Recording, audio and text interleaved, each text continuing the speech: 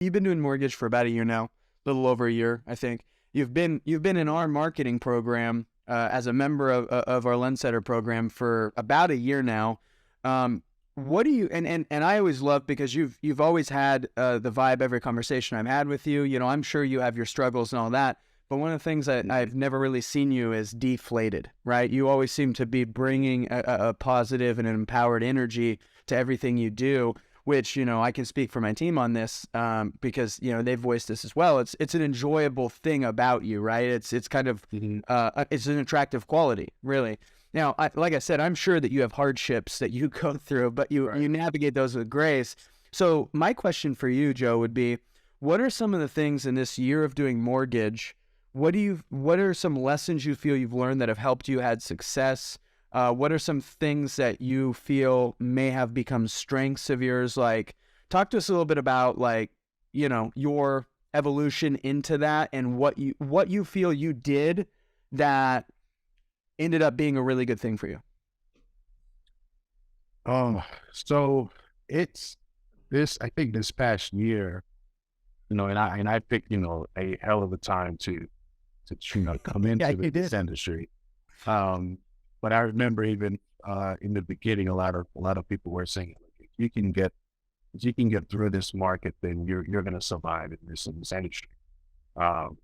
And so for you know, what I can, you know, kind of attribute to my, you know, quote unquote success, I think it's more so of just a mindset that I have that maybe comes from an understanding of the industry, understanding, having some, I guess, some business sense on just the fact that, I say on a bigger scale, especially we can say the past 5, maybe 10 years, data is key, right? Yeah. Information is king. And I feel like even with you guys' program and in this industry, in the end, what you're helping us do is just acquire data from, you know, by the leads, the amount of leads, the type of leads that we get, and, you know, just having the information, having the ability to speak to those leads, all of that gives us information that we can compile and use to our advantage. So for me, I think what that positive mindset comes from the fact that I know, okay, for one, this is a long-term business. Yeah. Right. In real estate, though, the sales cycle in itself is 60, 90, and sometimes 220 days. Sure. So I know that everything's not going to happen tomorrow. Everything's not going to happen next week. So that means every piece of information, every piece of data, every lead I have is valuable. It's just a kind of when will I sort of benefit from that value? Yeah. So with that, I know I don't let a bad week or a bad month or even a bad quarter bring me down, because I know the value is not necessarily for right now.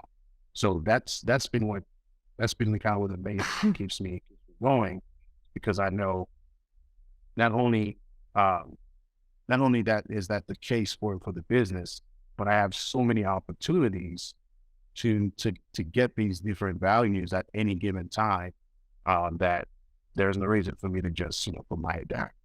Yeah. Well, that kind of reminds me of what Buffett said. Everybody sees who's naked when the tide goes out, you know, and so that's something that I feel is really evident right now in the market. You know, we're filming this in April of 2023, right? And so we're riding off of the 2022, which was obviously a difficult time for people.